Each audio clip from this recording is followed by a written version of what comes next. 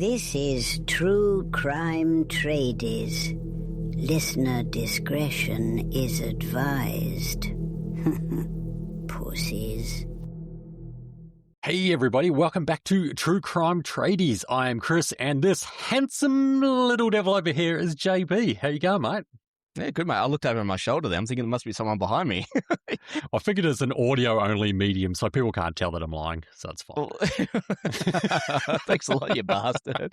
Speaking of being audio-only, you might actually notice I'm wearing a new T-shirt. Can you see that? I can see that. I'm very jealous of this T-shirt. I know. Well, I complained last episode I didn't get any presents from our fans. I've been talking about my birthday constantly. But in actual fact, I got presents from my number one fan, my wife. So that was very nice of her. She made up these True Crime Tradies T-shirts for me. And I might say I am looking quite dapper in them. So you are correct. They're looking very good, yeah. I'm very jealous. Got the extra small. And, it's turned into a bit of a crop top. See a bit of my belly button, so quite sexy. I think she bought them more for her than for me. It sounds like it, yeah. Yeah. But she might come to regret this, though, because I'll probably be rocking up to weddings and funerals wearing this T-shirt. Yeah, I'm sorry for your loss, but listen to True Crime Tradies. But we actually have some exciting news today as well. We have a new segment, don't we? We do, yeah, that's right. Instead of doing the Idiot Criminal of the Week this time round, we're going to do a little bit of a game called Would You Rather, but True Crime Edition. Yeah, and no one's ever done a Would You Rather thing. This is ours. No one's ever done this before. It's exciting, and I'm looking forward to hearing what Would You Rather you've got for me today, because I love these, by the way. Yeah, me too. Well, I've been thinking about it for the last couple of days, and I think I've come up with an interesting one. So my question to you: if you were kidnapped by a serial killer and you're being held in their basement, would you rather be killed straight away, or would you rather be tortured over a week-long period, but there's a 10% chance that you could escape after that week? Oh my God. What a brutal start. I told you it's True Crime Edition. Yeah, it was sounding just like an innocent game of Would You Rather.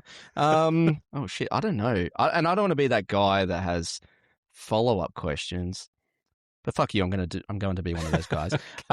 Does the torture involve any eye, fingernail, or dick stuff? Because I feel like that holds weight. Okay, it flicks between fingernail stuff and butt stuff. Oh, God. Okay, well, I think I'm just going to take instant death because I don't think I'm built for torture. I'd crack in about 10 minutes and start giving my PIN and bank details. And also, by the way, 10% odds, I don't think that's good enough anyway. I'm a terrible gambler, and I've seen this movie before. I'm not suffering for a week only just to lose. Yeah, it's a very long time of torture. Yeah, I'm always losing on that last leg. Well, how about you? Are you a bit of a sicko? No, I'd go instant death straight away. Yeah, no right. question. What if we upped the percentage and it was 50% chance that you could escape after the week of torture? God, I think that's a bit more of a like, oh yeah, maybe I'd think about it. As long as you said butt stuff, and I don't know if I could handle that. No, I think I'm going for instant death still, to be fair. Oh, okay. All right. I'd take the gamble with the 50%. Like that, Those odds, they seem pretty good to me. Yeah, but you love butt stuff. So that's true. It's not really torture, is it? Yeah, on that as well. Like, there's not too many cases, that I'm aware of, that a man has been held in a basement. It just doesn't happen to dudes, does it? Except for like in movies like Pulp Fiction. If that gimp showed up in the leather suit and that was my torturer, I'm finishing myself off. So I'm not playing. Hell no. Oh, excellent. Well, speaking of butt stuff, what do we have today? Well, yeah, there is actually a bit of butt stuff in this. Today we're diving into the scandal behind Ashley Madison. That was the dating site built for affairs. It was a massive data breach that blew millions of private lives wide open. I loved being a dad. I loved my wife. It was a beautiful marriage, but it was also just like monotonous. I remember seeing an advertisement, life is short, have an affair. I was like, that sounds intriguing. Ashley Madison was ahead of its time. The vision was to be the largest and only website for married people who wanted to have an affair. When I would go to trade shows, it would say, who's your biggest competitor? And I'd say the Bible. I thought it was a great idea. Go on a site and you're able to tell this stranger your deepest, darkest desires. I signed up with all my real information, which obviously was a stupid decision. At that time, cybersecurity was just starting to enter the public consciousness. Security came up quite frequently. We talked about it. We were worried about it. Ashley Madison was a cash cow. And then all of a sudden, we got hacked. It was chaos. This hack is one of the largest data breaches in the world. If that information got out, this would ruin a lot of people's lives. Everyone was looking for dirt, looking for names that they recognized. And then name after name started coming out. You had celebrities being disgraced. It was an absolute witch hunt. I had no idea what was coming. It was all over the media, like, what is going on? Just such a selfish decision. I felt so humiliated. I wanted to get into bed, pull the sheets over my head, and put on the Golden Girls. This could be the biggest hack of all time. Everyone was wondering who was behind it. The theories were all over the place. Maybe it was a competitor. Cheating husband. A disgruntled employee. It's a giant whodunit. This went way, way too far. We all have a list that we're on that is our secret. Accusing people, trying to publicly shame them. Started to realize a lot more is going to come out.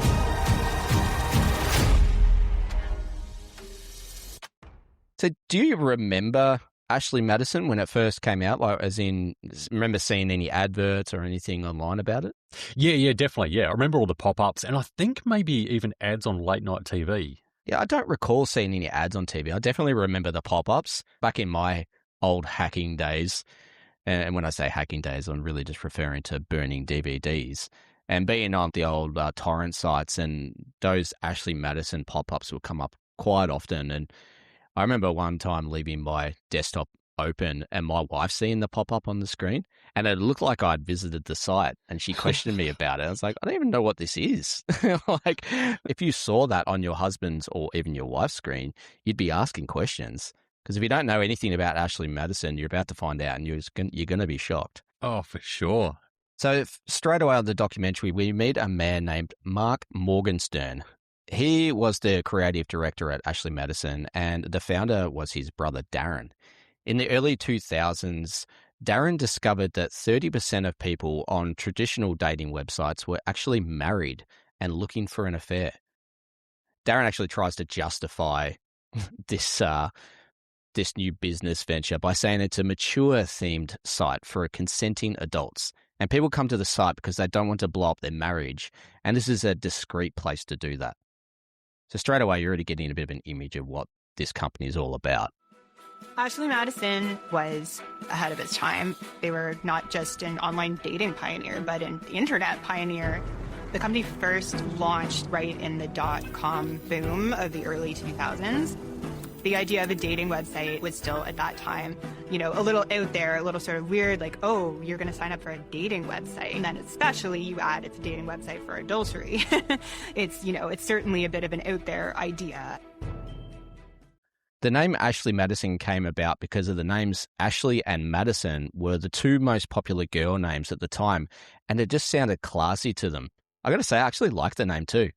Yeah, it does have a good classy. name, yeah. For such a terrible website. Yeah, and I feel like their marketing was really good, except the first tagline for their site was, when monogamy becomes monotony. And these dumbasses thought monogamy was wood, like mahogany.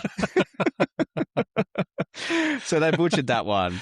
They tried a few different marketing campaigns, but the site wasn't really gaining much traction. And by 2004, they had approximately 280,000 users. And that sounds heaps to me, but it's not the numbers that they're really looking for. So they had to bring in this new guy. He's a slime bag called Noel Biderman. And he is the new CEO. He was a sports lawyer, a real smooth talker, a real gift to the gab type of guy. And he's really pushing the website and the idea of infidelity into people's faces. So he comes up with this Well, I think it's a really good slogan, and it says, "Life is short. Have an affair." Noel, he was fearless. He was like, let's try to push the envelope. Let's try to make this really resonate with people. He went, no, let's just go right for the jugular. You know, life is short. If you're unsatisfied with life, have an affair. It's definitely in your face, like you said. This guy's really swinging for the fences. He wants this business to be like the biggest website out there. He's not holding back at all. No, he's not, and he's getting his face on TV as much as he can about it as well. So this is where we meet a man named Evan Back. The first time we meet Evan, he's wearing a ridiculous-looking shirt and even more ridiculous-looking glasses. And he says, I'm not wanting to come off looking like a douchebag. It's like, too late, mate. That ship has sailed. He's like an overweight Elton John. Yeah, he is. As soon as I saw this guy, I'm like, this guy's going to be the biggest douche in this documentary. But I actually end up not minding him towards the end. Yeah. And they filmed this all in one day because he doesn't change out of that shirt. Yeah. He was an old friend of Noel, this new CEO, and they met at summer camp. I think the summer comes and goes for Evan, but the camp seems to have stuck around, if you know what I mean. In 2007, Noel called Evan because he knew he was a great salesman. And even though Evan had literally never used a computer in his life, he was offered a job as vice president of sales and a salary of $100,000 plus 10%. It's 2007, I guess. There was a message from Noel. He just said, have you heard of Ashley Madison? And I said, no. And he said, you're the best sales guy I know and the best business development guy. And there's an opportunity and traffic and affiliates and all kinds of things that are like a completely foreign language to me. I didn't know about any of it because I had not used a computer up until that point. It's 2007. How have you not used a computer by now? Yeah. My wife gives me shit all the time about being a couple of years behind technology, but this guy's got me covered in the stubborn old bastard category. You know, how have you not used a computer? But also the salary, like that's a lot of money for back then for someone who's never used a computer and he's going to be working on a website-based company. Yeah, I think they could see how successful this company could be by just the pure data, the numbers of people that like having an affair and they're offering this service where you can get away with it scot-free, basically. And part of his salary, the 10%, is that 10% of the sales or 10% of the company? That's a good question. I don't know. Because he must have been making millions. No wonder he looks so relaxed during this documentary. He just does not give two fucks. No, he doesn't. He spent a lot of those millions on KFC by the looks of it. And sunglasses. Yeah, and sunglasses, yes. There's a shot here where Evan, they're like the reenactments they're doing, and Evan walks into Noel's office, and the plaque on the door is Minister of Affairs. That was really funny. And they've got a boardroom at the office too, which is like the Clinton boardroom. Yes, I think they're really clever with their marketing, and they have a bit of a laugh about what they're doing, even though what they're doing is completely unethical. So, like I said earlier, Noel is hitting the airwaves. He's getting interviews, and he's really getting a lot of attention, which is exactly what the company needs. The perfect affair is not just meeting someone, it's meeting someone and not getting discovered. And so when you have an affair in the workplace, which is our biggest competitor, it's bound to be uncovered. So Evan's job as vice president, it was to find men that would be into having a risk-free affair for cash. And I say risk-free because they figure both parties are doing the dirty. So who's going to squeal? It's in both interests, to shut the fuck up about it. You know what I mean? That's true. And we hear from a couple of guys that join the website, and they think it's great because it's like shopping for exact features you want. So from age, height, ethnicity, body type, kink, etc. They could purchase these credits, and then they can send other suitors messages. There's no monthly subscription, but if you wanted to chat or meet someone, you had to buy these credits. Most dating sites are a monthly subscription. Ashley is not a monthly subscription. In order to send messages, you had to buy credits. And when your credits ran out, you had to buy more credits. I think the best way I can put it is you have to pay to play. When they sign up, they message, say, the first 10 profiles they see on the site. Very quickly, they've burned through their package of, 50 credits. It's rolling over on their credit card. You're very quickly racking up a big, big credit card bill, and the company is making lots and lots of money. So all this marketing is doing really well for the company, and by the end of 2007, they were up to 1.2 million users. The business is booming, so they make a commercial for TV, and that does really well for them. They're selling a dream, a fantasy, so to speak, and for a lot of people, that really sounded exciting. And that's when we meet a couple named Sam and Nia. They aren't interviewed together here. They're actually talking about their marriage in a past tense. And so I'm thinking, okay, they've clearly broken up here. Yeah. They had a great marriage and they had a great little family. But for Sam, the prospect of responsibility was just too much for his tiny little brain to handle. Oh, poor Sam. Being a grown-up is too hard, isn't it? Yeah, adulting is hard. I was 24 and Nia was 20 years old when we got married. She really was my everything. I loved our early days of our marriage.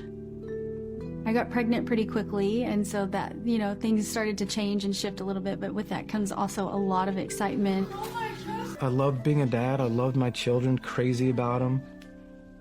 It was a beautiful life, but it was also just like this sudden inundation of responsibilities. So much responsibility I wasn't ready for. Sam felt the pressure of responsibility of being a grown-up. He's finding life monotonous. Join the fucking clubhouse. Most people live that life. Life is routine, but what keeps most of us happy and grounded are our partners and our kids. But that wasn't enough for Sam. He wanted something exciting and passionate in his life without giving up his family. He wanted cake and want to eat it too. Oh, absolutely. I mean, who doesn't? But he goes to that extra step. He eats the box. Well, he's a piece of shit. That's why he goes that extra step. Yeah. Sam finds out about Ashley Madison and he joins the site with all his real information. Idiot. Fuck it. Yeah. He trusted the site was extremely safe from cyber hackers. I just remember seeing an advertisement for Ashley Madison, Life is Short, having an affair. I was like, that sounds intriguing. Life is short. They're right. They have that right. Maybe they have an affair right too. I wanted more of the good stuff that life had to give. So I signed up because it sounded like they had the answer. I didn't really hesitate to give out my information. Maybe I would on other sites, but this one specifically, they told you how protected you were. I trusted they would lock it down hard. But when I signed up for Ashley Madison, I made one of the biggest mistakes of my life. What a fucking idiot. Like, as if he believes that tagline, oh, well, maybe they've got the first part right. Maybe they got the second part right too. What if the tagline was, life is short, cut off your cock? Would you do that as well, Sam? No, you fucking moron. He's just trying to force himself to believe what he wants to believe. Yeah, and I feel like if I dangled car keys in front of this bloke, like a baby, I could get him to jump off a cliff. Like, he's such a gullible doofus. He is a doofus. So Ashley Madison was gaining more popularity and had 7 million users by 2010. But they want more. Yeah, they want more. Despite the popularity, public perception of the company was not good. They were clearly targeting horny men, and the ads were just getting pulled from the networks for being too racy. They were just too sexy for the TV to handle. So they say, fuck it. We can't get our ads on TV. Let's make Noel the face of Ashley Madison. They have a PR team that organises interviews on various TV shows, and he's driving the idea that Ashley Madison is a marriage saver. Whatever, toolbox. Really? A dating site for extramarital affairs? Its founder, Noel Biederman, is here. I read that you actually think that this is a marriage saver. How so? It's a preservation device for so many people who are in a marriage who say, no, they love their partners. They cherish their children. No, love and sex are different things. Marriage is preserved through infidelity. You may not believe it, but so many people... No. Of course, you're wrong. Really, honestly, do you believe that rubbish? Of course, it's not rubbish. But there's no proof that somehow romantic love should be exclusionary that way. You wouldn't tell me, I have 2 children, I can only love one of them. That would be a ridiculous notion, but somehow I can only love one woman. So there's a saying in show business, and it's like any media attention is good, whether it's positive or negative. I probably just made that up, and I'm pretty sure they mention it in the documentary. Yeah. And these negative comments from the media actually make the site build even bigger. And so just a year later, 2011, it had grown to 8.5 million users. That's a ridiculous amount of money. And I'm doing the math quickly in my head, and it's like even if you only purchased $1 worth of credits per month per user, that's like, what, $100 million a year? Yeah, I think on average, each person was spending about $60 to $100 a week. A week? Yeah. Fuck, that's so much money. We complain about Netflix being $5 a month or whatever. You go the cheap-ass one with the ads, and they're spending that much money to have an affair. It just goes to show the depravity of these guys. Yeah. So we now meet Ashley Madison, customer service rep. Her name's Kathy. She's very candid throughout the documentary. And does she have the worst job or the hardest job in the world? I think she being does. The customer rep for Ashley Madison. I know. And she explained that she would get a lot of wives calling up asking about random credit card charges from the company. And she'd tell them that the card isn't in their name, so I can't help you. Also, did you notice the reenactments of the angry wife hanging up the phone was pregnant? Oh, really? Yeah. They're trying to make blokes look even worse than they already are. Like, I'm surprised she didn't have a black eye too. So Ashley Madison was really careful with their billing name as well. It was discreet, so it could be hidden from the partners. Like it's like if you were to buy the new and improved Anal Intruder 3000 from buttstuff.com. You wouldn't want that to be on your bank statement, would you? Why were you pointing at me while you said that? We would just tell them, it's not your name on the card. Unfortunately, we're unable to assist you. But the majority would get mad. Well, this is my husband's credit card. So a lot would call back with their husbands. Agents would say, well, we are a generalized billing company and we bill across many different web properties, which was true. So we are unsure of exactly what this ties back to, but we will reverse the charge so you don't have to worry about it. The customer would reply back saying, thank you. Here's another credit card. And believe me, I think I saved a lot of marriages. And that's the idea. I mean, we weren't there to destroy any marriages. So we're back to the ex-happy couple, Sam and Nia. For Nia, Sam was the perfect guy, and he's the good Christian man. But not even Jesus would have known what Sam was up to because he was a sneaky motherfucker, and he was really good at hiding his affairs and these shenanigans from Nia. I hid the app on my phone. I would hide it within a folder and just dump a lot of other things in there. So if she was actually looking for anything, she wouldn't click on that folder. It'd be just full of junk. My stupid screen name was Dirty Little Secret Man. It gave me a list of women in the Dallas area who want to cheat. You see little profile photos. They would put things on their profiles such as just looking to have a good time outside of my marriage, or my husband's not sexually satisfying me. Dirty Little Secret Man. What a fucking slime bag.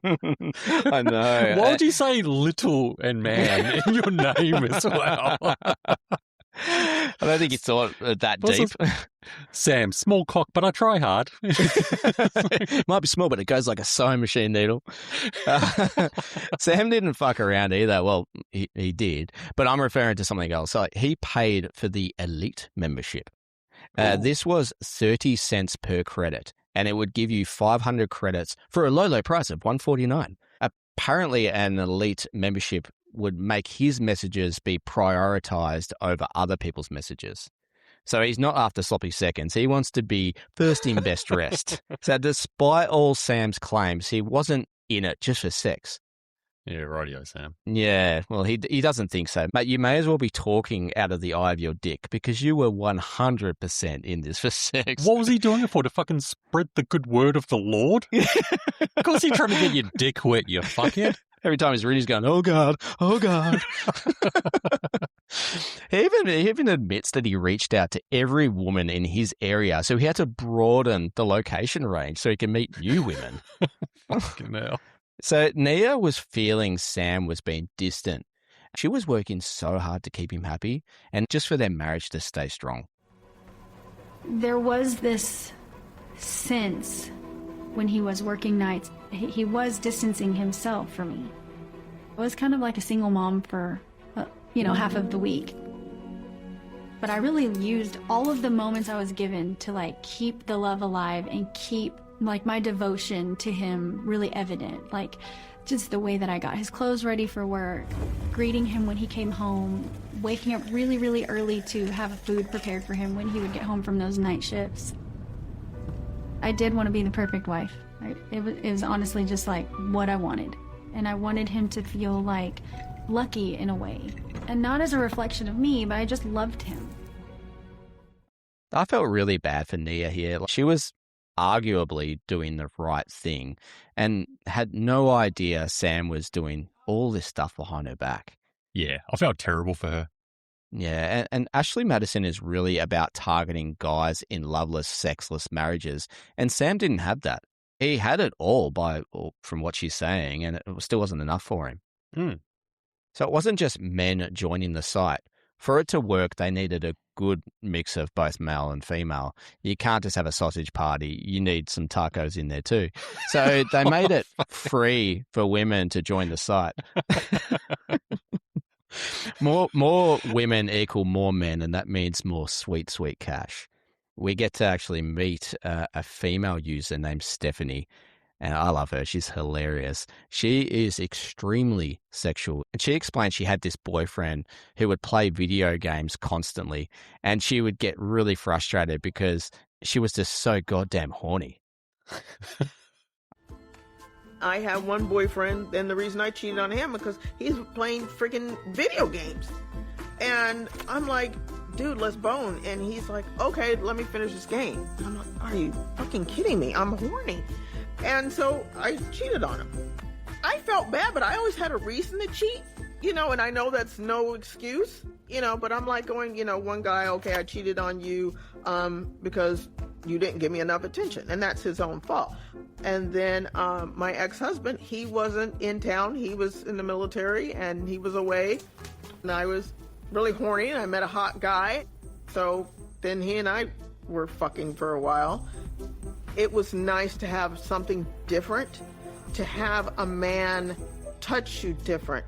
Like when you're in a long relationship, it gets routine. It's just a chore just to have sex, to get a nut, and then you're like, okay, roll off each other and go to bed now. She loves Ashley Madison. She mentions she started to feel like more of a roommate with her husband, and she is what she refers to herself as a serial cheater from like way back.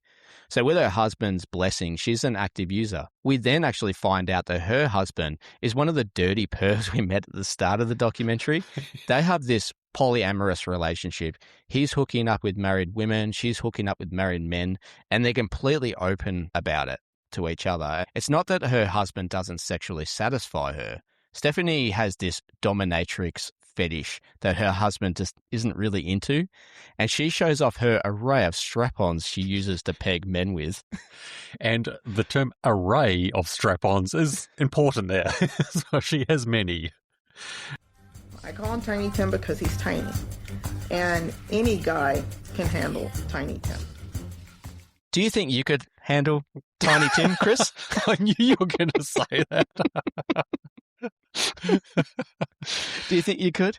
No. Because I don't know, because I never hear your farts, so I'm not sure if it would even touch the sides. Like, I reckon you'd give Girthy Greg a run for his money. Oh, the girthquake. The girthquake. Oh, God. Oh, God. Is that the one she refers to as Tiny Tim, was it? Yeah, Tiny Tim, and she shows off her array of strap-on dildos, like we mentioned. Do you know what strap-on backwards is? No, go on. Enlighten me. Strap-on backwards spells no parts. Oh, really? Oh, there you go. Amazing. Mind blown. So it's 2012 now, and Ashley Madison is growing extremely well in the United States. But it's when they go global, it's when the real growth kicks in. They were now in 35 countries, and they would tailor their marketing based on the country.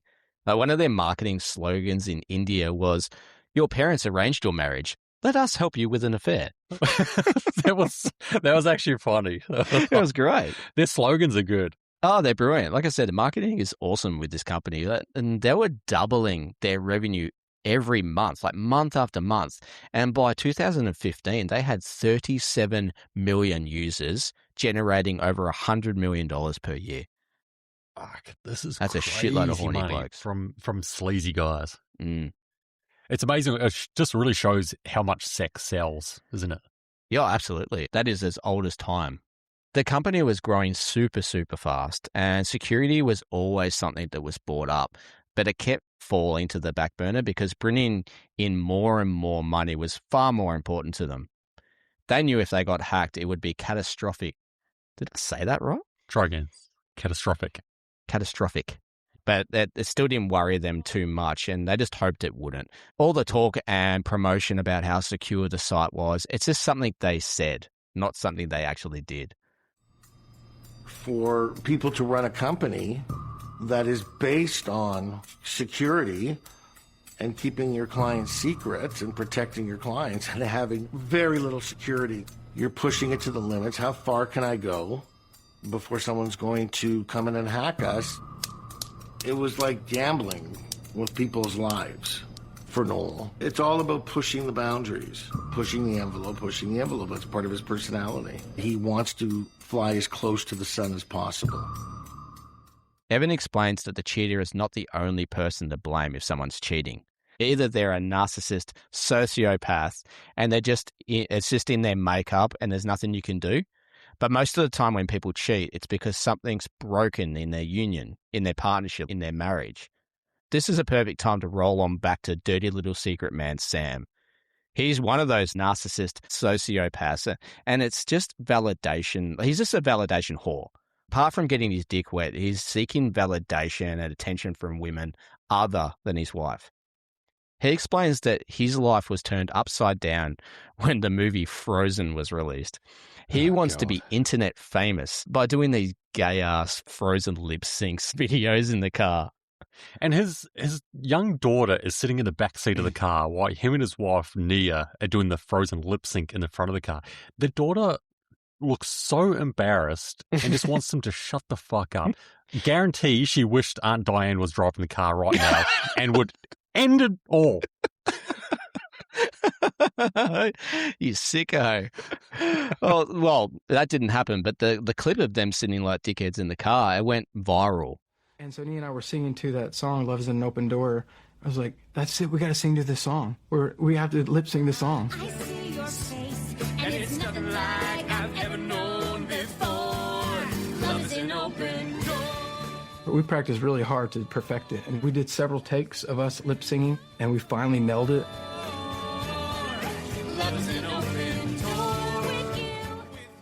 Millions of random people are clicking the thumbs up in the corner of their screen. And so they just roll on to the next videos. They try and ride that wave and try and get famous by doing all these lame pranks that are obviously set up. And I really hate those, by the way. You're not that good at actors. So they start a YouTube channel called Sam and Nia. And they seem to record every fart that they do and post it. Yeah, one of the pranks that you just mentioned, Sam puts jelly behind the handle of the fridge, and then he sets up a camera for Nia, and then she grabs the fucking handle, gets jelly in her hand, and then washes her hands, and the water spray. It's all so set up. It's so bullshit. She's looking at the camera the entire time. It's so fake. I hate it. It angers me watching them, and then I go straight to the comments looking for people just like me going, you clearly set up, but there's hundreds of people going, oh my God, that's so funny. I can't believe she fell for that. It's like, speaking of fake videos, wait till we get to the next one of theirs. Oh my God. So the thing is about this, they're gaining crazy popularity from it, and they gather like a following of over 1.2 million suckers. So Sam is feeling that excitement he was looking for in his life. He feels like it's now been fulfilled with this online stardom.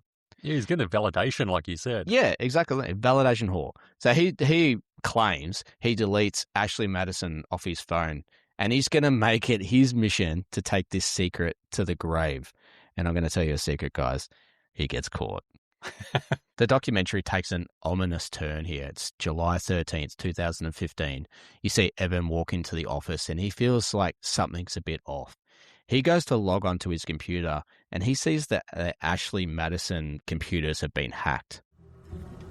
Flipped on my computer and the image came up and music started to play. It was really in your face, rock and roll. Like, what the fuck is this? I went in to talk to Noel, and Noel was in there with our COO and a couple of the tech team. I knock and I, just go to slide the barn door, and I'm like, hey, I'm having an issue. I'm like, we know. Okay, what? Don't touch your computer. Okay. I thought, well, I guess maybe our site's down, so we're not making any money, right? But then once everything set in, I'm like, ooh, we got hacked. Ashley Madison don't want this to go public, and they don't want to bow down to the hackers. Like, first rule in negotiating with hackers is don't negotiate with hackers. But all the computers have this message on the screen, and it says, we're the impact team. We have taken over all systems in your entire office and production domains, all customer information databases, source code repositories, financial records, emails. Shutting down Ashley and Madison will cost you, but non-compliance will cost you more. We will release all customer records, profiles with all the customers' secret sexual fantasies, nude pictures and conversations, and matching credit card transactions, real names and addresses, and employee documents and emails. Avid Life Media will be liable for fraud and extreme harm to millions of users. So they're not fucking around. Yeah. So, I thought these guys were legit because they weren't asking for money at all. Yeah. They just wanted this website shut down for good. That was their motive. And so the executives are fully melting about this, and they don't want this to go public. No media, no police. They're going to fix this themselves. They employ these super nerd specialists from Sweden, Joel and Andre, and they fly them to Canada. The mission is to find the data and secure the data. The company is making upwards of, $250K per day, Yeah. but they also have 37 million users that would have their lives ruined. But I don't think they really give a shit about that. No, they don't. They worry about their income. That's it. Yeah. The hackers refer to themselves as the impact team. And like you mentioned earlier, they're not after money. So the theory was that it might be either a religious group against the site or a disgruntled customer or partner that have had their lives ruined by an affair. But who knows? Like, the company would have amassed a lot of enemies over the years. The super nerds from Sweden, Joel and Andre, discover how the hackers got in. And it was via software. They took a lot of jargon here, and I couldn't really understand a lot of it. But apparently it was software used by a previous contractor to gain backdoor access. Was it you? That's your style. But finding how they got in isn't going to save the data or stop the leak. It's day 7 of the threat. The impact team releases the information online that they have hacked Ashley Madison and reveal their intentions. And the media have an absolute feeding frenzy. Their names and other sensitive information could soon be exposed. Hackers have attacked the dating website Ashley Madison. 37 million users. 37 million users. 37 million. 37 million people right now biting their fingernails if this is revealed. They call themselves Impact Team. Shutting down AM will cost you, but non-compliance will cost you more. This is not a site to share recipes. It's to share sexual fantasies and photos. Okay, this is fucking bad. Of course, no one cares about the site being hacked, apart from the people that are secretly members on it. I think even Evan likens it to finding out Ted Bundy dies in a car crash. Like, who gives a fuck? Yeah, exactly. And for the media and for all the normal people out there, it's exciting. It's almost like you want this information to be released. Yeah, we're just vultures. Shit. Yeah, it's like having the goss. Yeah, you made your bed, now you got to lie in it. So the hackers have given them 30 days to comply, or else they'll be releasing the data. Hundreds of users were calling up Ashley Madison customer service. This Kathy we were talking about earlier, she must have got so many calls, and they're panicking about their information being released. not just their sensitive information, but photos, nudes. And our old mate Sam is really panicking after reading about the hack because it will ruin his reputation, especially as a Christian. Good old Christian man. Yeah. And never mind the feelings of your wife and the humiliation that she'll suffer from this.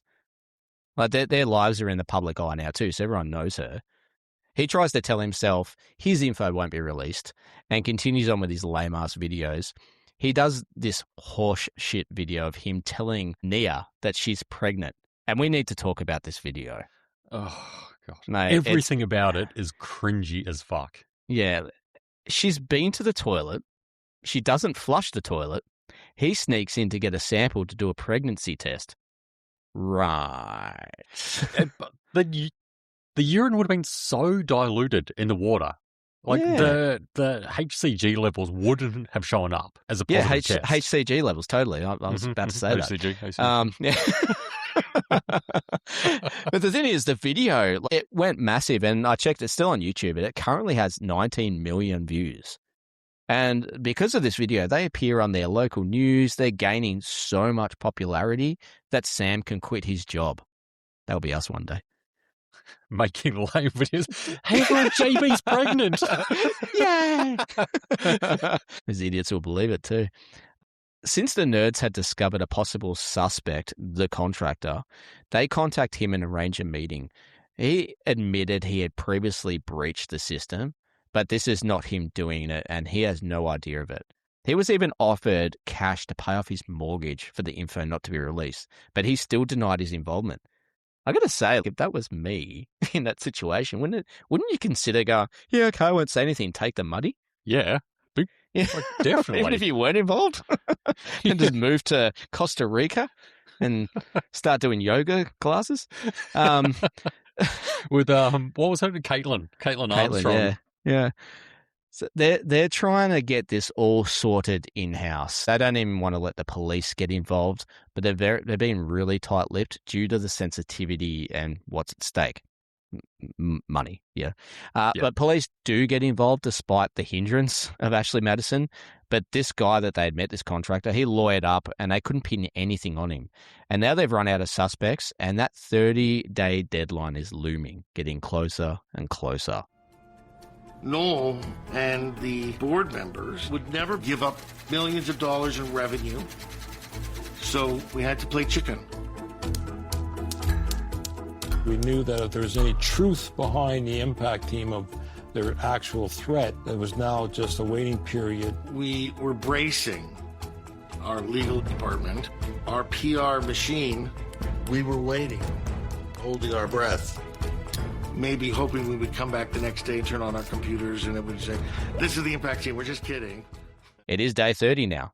It's day 30 of the deadline, and every scumbag's worst nightmare comes to life when the hackers follow through with their threat and release everyone's information. The hackers who stole private data from the cheating website, Ashley Madison, just followed through on their threat. Emails, names, credit card transactions, and much more reportedly leaked onto the so-called dark web. Another story we're following overnight. It could spell trouble for the millions of users of the cheating website, Ashley Madison. Tonight, thanks to hackers, a lot of secrets are out. So it's not just that people are being outed for being unfaithful. Their kinks are also being outed. If you checked that box that you like to be urinated on, that info was now being out in the open. And journalists are having an absolute field day with this leak. And they pretend to care about the moral dilemma, being that the info was hacked and released on the dark net.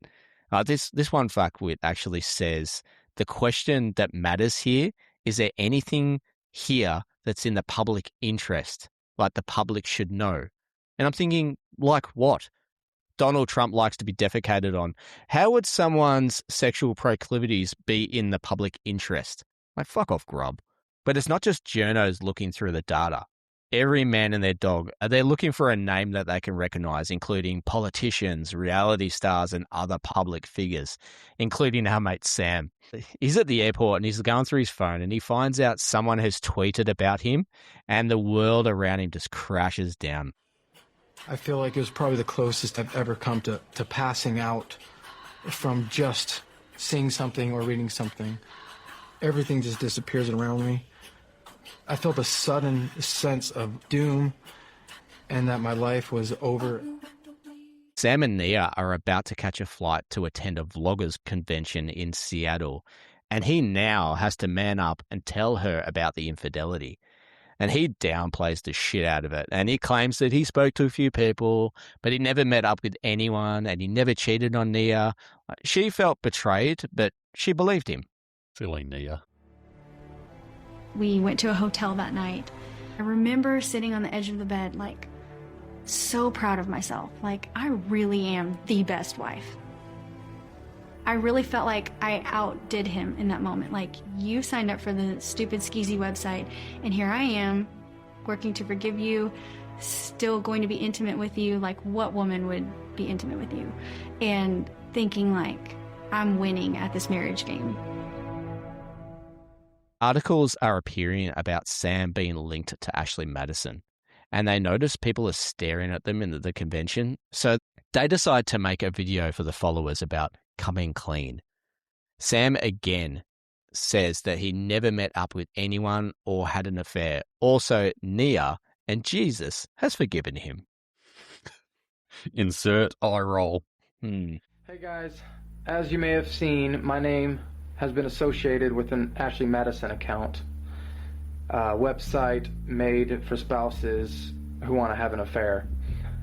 I'm here to clarify some of this with you guys because I owe it to you. I did make the account. I made the account 2 years ago. This was brought to my wife's attention. She has forgiven me for this mistake that I made in opening the account. I've sought forgiveness to God, and He's forgiven me. So I've been completely cleansed of this sin. And also, I need to be clear that I've never met with a single person face to face through that website, and that I never had an affair with anybody ever while I've been married with Nia. She's an angel, by the way. She's put up a lot with here, and like I said earlier, in the public eye, and everyone's looking at her. It's pretty humiliating. And Sam thinks he has it made in the shade. But not long after making that little video, the guilt hits Sam like a ton of bricks. He's been lying about everything. Sam's brother sent a text within the family group chat saying he has to be completely honest and come clean. Nia's like, what the fuck does that mean? And Sam calls his pastor for guidance, and he's hoping for the pastor to tell him, keep it a secret, dude. But, of course, right. Because that's not the case, and Sam needs to come clean, so to speak. He tells Nia over the next few hours the truth about the strip clubs, massage parlors, the golden showers, and the years of cheating on her. There was just this shock. He just proceeded for the next, few hours to tell me years of betrayals that he had acted out in our marriage. It was like hell. I was flirting with various people that were kind of acquaintances to us, to emotional relationships that I had. I was cheating on my wife with these people. He actually admits to coming onto a couple of her friends as well, and they've rejected his advances.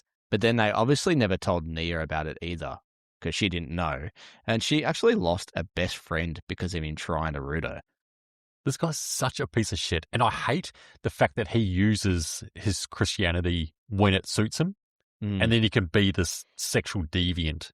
Yeah, he's holier than thou. Yeah. And poor Nia, like, her world at this point is turned upside down. Everything since the day that they met is now tarnished. They get back home and decide to go on a bit of a break. Well, she does. He keeps trying to win her back each day. They try marriage counseling with their pastor and his wife, lol, and Nia decides to give him a second chance. Girl, you don't need this man. He's love bombing the shit out of her. You lost the trust. It'd be pretty hard to come back from that. And this documentary tricked us, didn't they? Because it looked like they were done. Son of bitches. I know. I had fingers crossed that they were done. It's like, run, Nia, run. Nia, she decided she would give me a second chance. Falling deeply in love is beautiful.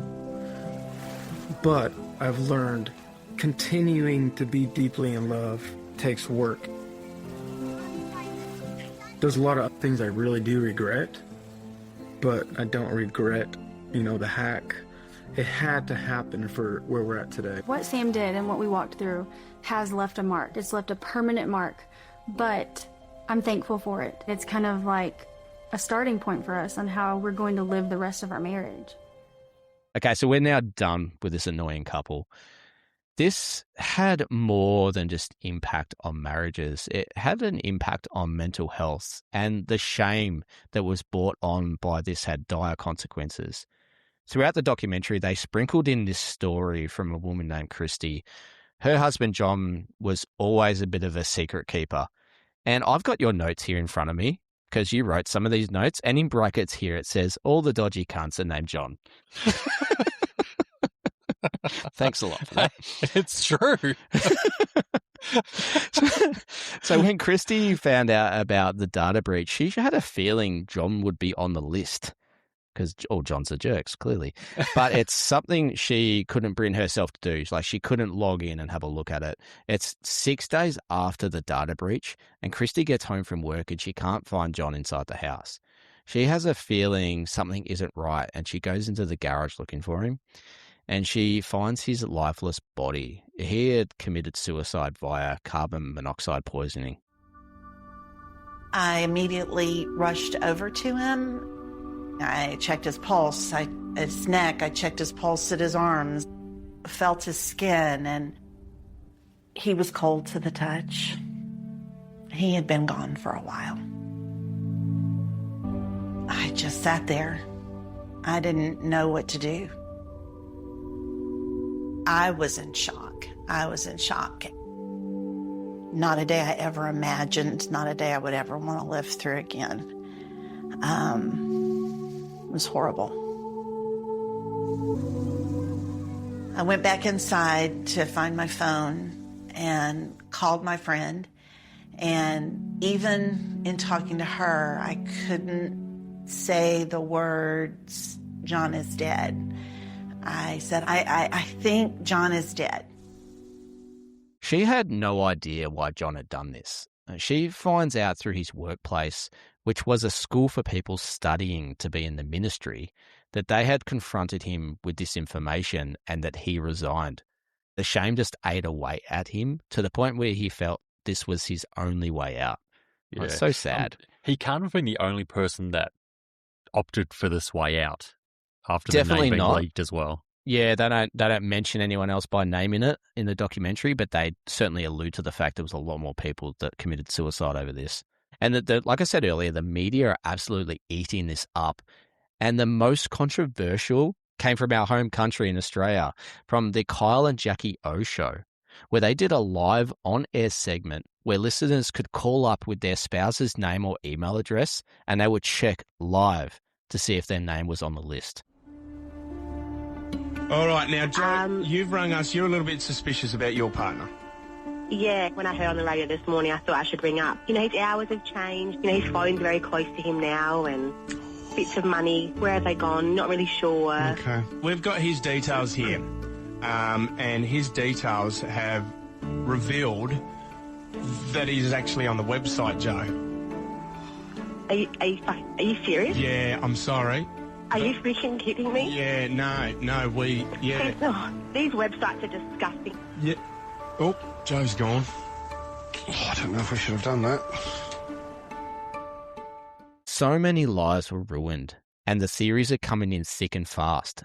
A disgruntled former employee, a competitor, a jilted wife, a cheating husband, a group of divorced lawyers. But a few people, including the nerds, are a bit suspicious because no one has ever heard of this hacker group, and they've never demanded money. They have also heard the phrase, even bad publicity is good publicity. I think we mentioned that earlier. So maybe it is a publicity stunt from the company. So now they're looking at Noel as a suspect, the CEO, because he looks like a person with a lot of secrets. During all this, Noel's not showing up at the office, and that's when things get worse. Hackers release a second data dump. This time it's 20 gigabytes of information, so it's even bigger than the first. This time it wasn't just members' info, but everything to do with the company, including years of email from the CEO, Noel. We meet former adult entertainer Michelle McGee. Surely that's her real name. But she's more famous for having an affair with Sandra Bullock's husband, Jesse James, than being an adult entertainer. I didn't hear about that. I'm sure you've heard all about it. Yeah, I do know about that, actually. Yeah. Reading your Women's Day. Well, my wife's a hairdresser, so I've got those those gossip magazines all over the place. Michelle had a professional relationship with Ashley Madison. She did some cross-promotional work for them. She explains that when she first met Noel, he was with his family and was extremely clean-cut, professional. But behind closed doors, he was anything but. Michelle was super excited about Noel's emails being leaked because she said Noel had a lot of different faces and was not a good person. I think Noel has many faces, and he knew what was going to be released in his emails and what he was trying to hide from people.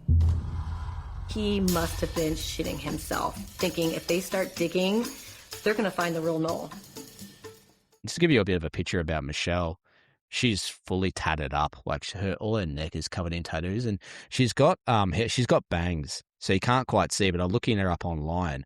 Her whole forehead is tattooed as well. Oh, really? You can't tell that in the documentary. By claims that Noel has been in a monogamous relationship with his wife, he's appearing on so many TV shows with her, declaring as such. These emails revealed that Noel had been having affairs with multiple women over a period of years, including constantly seeking 18 to 19-year-old escorts. Dirty Noel. His poor wife, she must have been so completely blindsided by this. Appearing on all these shows with him, and she was just I know he's part of this weird business, but it's just business. It's just a money-making venture. Yeah. He's a different She would have person heard constantly, surely he's meeting up with chicks, surely he's doing this, and she just would have backed him the whole time. She would have felt like the biggest fool when this came out. And they used her for some of their promotional stuff. She was on a billboard at one stage. Yeah. So, she was completely blindsided. So once his personal emails were released in the latest hacker's dump, he was off the radar as a suspect. So the internal investigation stopped and the Swedish nerds went home without finding the culprit.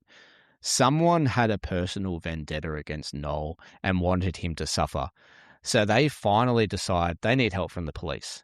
The police actually have already opened up a criminal investigation because of the extortion. People were taking their own lives, like we mentioned, due to the release of the data. And the detective has this press conference knowing that the Impact team would be listening. I am well aware that the Impact team hackers will be taking an interest in this media conference. Therefore, I'm going to direct these comments to them. Team Impact, I want to make it very clear to you. Your actions are illegal, and we will not be tolerated. This is your wake-up call. Today, I can confirm that Avid Life Media is offering a $500,000 reward to anyone providing information that leads to the identification, arrest, and prosecution of the person or persons responsible for the leak of the Ashley Madison database. I feel like they should have done this from the very beginning. They could have stopped this at the source before the initial dump. And there's 500,000 reasons for someone to squeal, but they didn't. And here we are. I think they're just too cocky. They just want to keep it all under wraps. They were just concerned about the money and losing members. I don't think they really thought the hackers were going to release the information. Yeah, exactly. There's this journalist that specializes in speaking with hackers. He's never heard of the Impact team. And the question is, how do you even contact a hacker? There are a few ways to get a hacker to speak to you. You don't just send them a normal email. You don't ask them for a phone number to call them on a normal cell phone. They're not going to do that. These are people who are wanted by, sometimes federal law enforcement from multiple different countries. He reaches out to this person and they agree to send a message on his behalf to the Impact team. He actually hears back from them too, and he had a bunch of questions for them. But what he can gather from the answers is that really just trying to stop Ashley Madison because they have made their money through fraud and they're misleading their users. And we didn't really know that up until this point, and we hear a bit more than now this second data drop has come with Noel's emails. They start going through Noel's hacked emails looking for signs of fraud. and he discovers that the site security was pretty much non-existent. They had these images on their website of medals saying Trusted Security Award and 100% secured, but they were just created by an employer using Photoshop. It's sort of like when you see like a new fancy Holy Grail weight loss drug and there's a model wearing a lab coat. It's like, trust me, I'm a doctor. Yeah. Ashley Madison had this feature where for an extra fee of $20, they promised all of your information would be wiped out. It's like, I'm done with this cheating stuff now and I never want to get caught. That would have had heaps of people sign up for that and pay that extra money. Absolutely. And you can just know that Sam would have done this as well. But the company lied and still retained the records, all while keeping the extra money. So the idea brought in, I think it was like a couple of $1 million in a very short amount of time. So it was a great idea. But why still keep the records? Is it cost savings? Like, how hard is it? Just like another money-making scam? Yeah, but how hard is it to erase a user from your server? Surely it wouldn't have taken that long. Yeah. Full delete not working as advertised. Yes, malicious and sketchy. Do I wish I had asked more questions? Sure. But it wouldn't even cross my mind. Think, oh, are you actually deleting it? If you promise users that you delete their information, you should absolutely do that. If you charge more money to then delete that information as well, obviously you should be doing that because it's a paid service. Ashley Madison were ripping off customers. Now, if you didn't think this company was dodgy enough, Michelle Big Booze McGee tells a story from when she was working at a strip club where this guy shows up with a bunch of flowers for her. She figured he was just a fan of hers and didn't think much of it. But when he returned the following week, and then again the following week after that with more presents, she asked him the question, "Do I know you from somewhere?" And then I asked the guy, I'm like, hey, can you remind me how again I know you from? Do I know you from the club? How do I know you? He's like, well, we talk on the, the website. What are you talking about? He's like, Ashley Madison. And I just looked at him like, I'm not on the website. I don't talk to anybody on there. That's not me. And just the look of just like, it just washed over him like he was scammed. Oh my God, that's really not you I'm talking to. And I'm like, I swear to you, it's not me. And then a couple weeks later, the third guy came in. And it was just like, I'm not on Ashley Madison. That was not me you're talking to. I am so sorry. And it just all clicks. She remembers creating a profile on Ashley Madison for the promotional purposes. But that realization that Ashley Madison had been using her account to catfish the users is mind-blowing. And you have to remember that these users are not paying a monthly subscription. They're paying per email, per message. So using her profile to catfish a lot of these guys is so messed up. Like there would have been heaps of guys intrigued, to want to talk to her because she was a so-called celebrity, but that's a shitload of credits. Oh, yeah. One of the company's claims is that there was a pretty good mix of males and female users. I think it was about a 60-40 split. But when they dug deeper into those numbers, they found out that the majority of the female profiles were coming from the same IP address as the Ashley Madison office.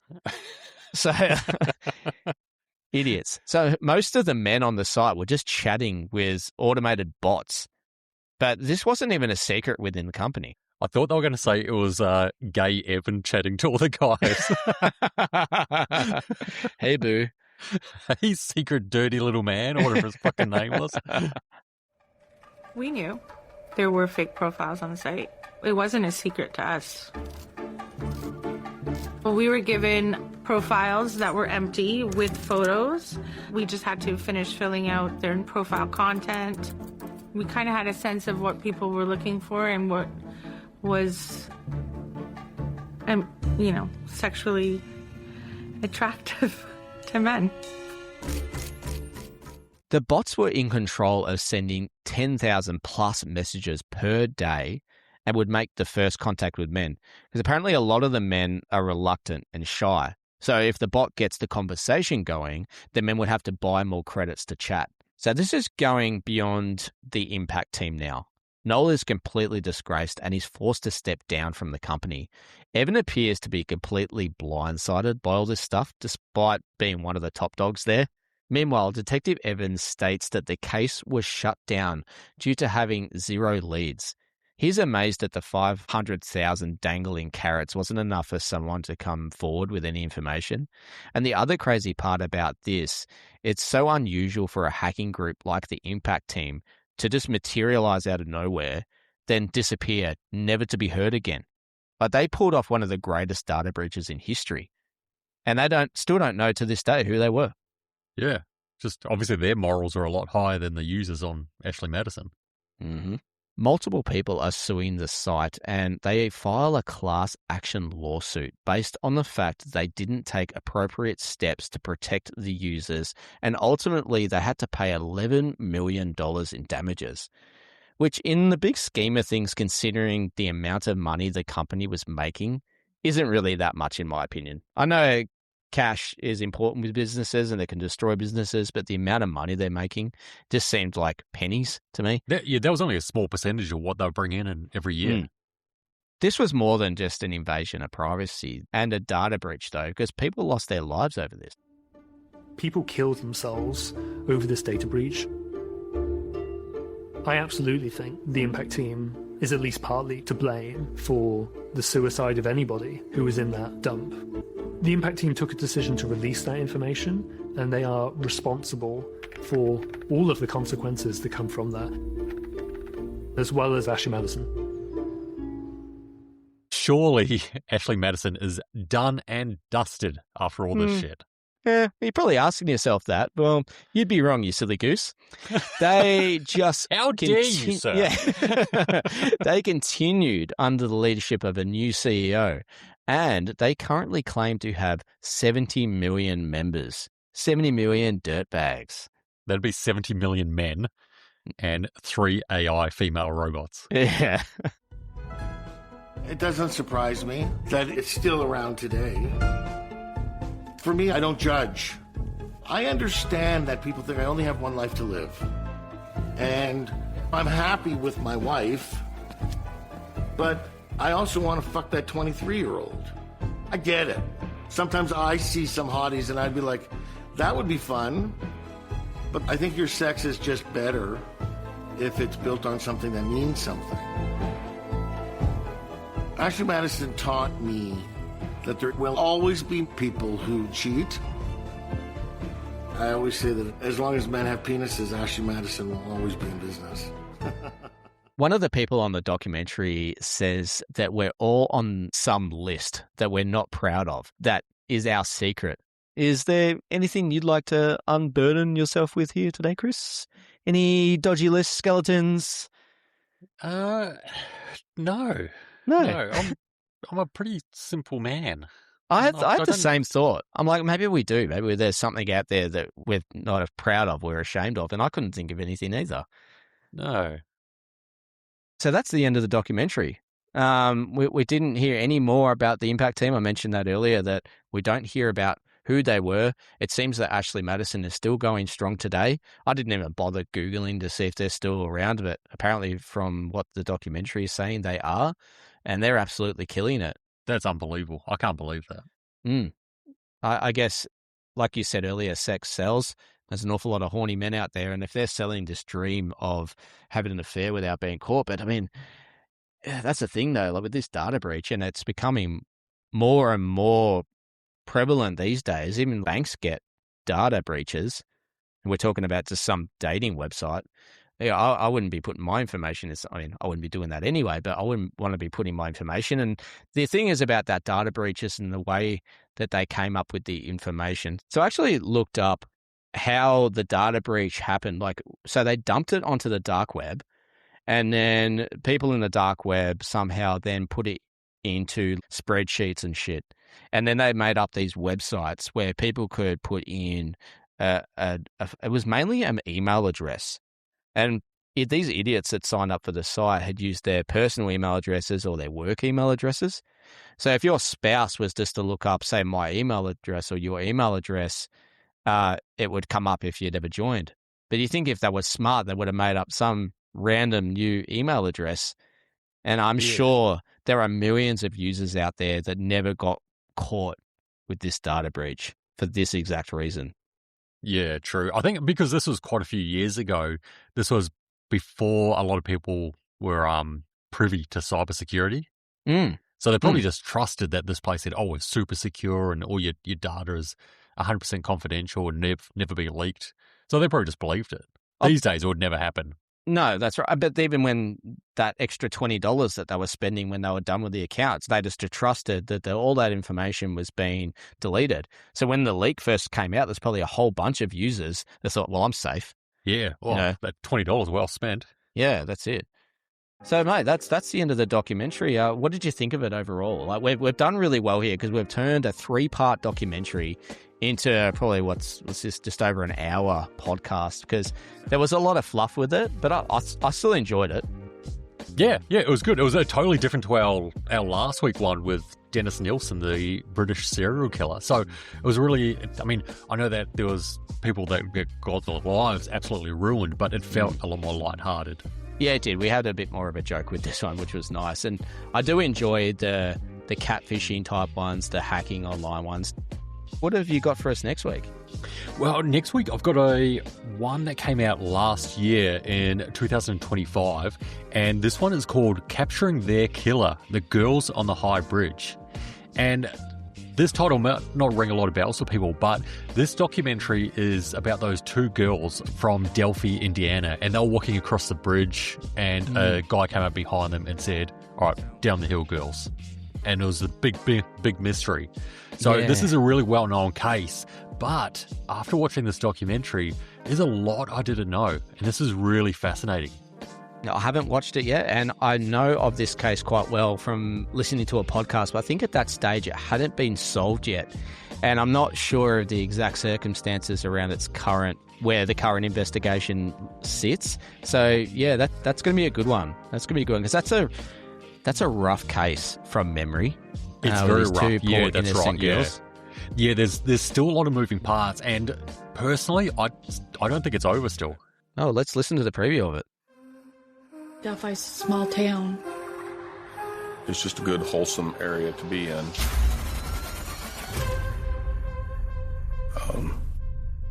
At least it used to be. Abby and Libby had gone on a walk, but we went to pick them up. They weren't there. When the bodies were found, it felt different than any crime scene I've ever seen. There were hallmarks that suggested some ritualistic activity. Was this a satanic type killing? A symbol on the tree done in the victim's blood. The person that did this to these girls is pure evil. This case became such a global story. She captured the image of her own murderer. What if somebody I know did this? Had it not been for the voice, Richard Allen might never have been caught. Here's the rest of the story. Here's what they didn't tell you.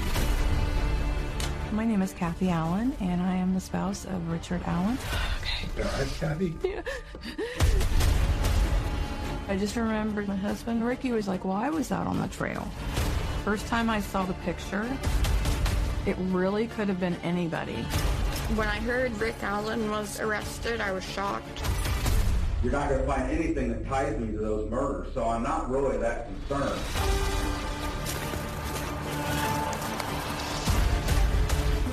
That Libby was able to get the video was very amazing. It made me sick to my stomach to actually be looking at a picture of him. I'm grateful that we got justice when we did. Richard Allen is guilty and always will be.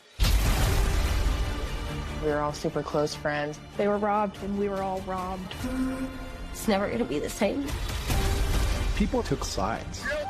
This guy's innocent. There were dozens of viable suspects. I want true justice for Abby and Libby, but it should not be at the expense of an innocent person. We know this bridge guy took the girls, and they proved Richard Allen was bridge guy. So I hope you all enjoyed today's episode. Like we always say, if you're loving the show, please rate and review. We are really appreciative of those who are doing that for us. And until next time, Chris, try not to murder anyone. You too, mate. All right. Love ya. Bye.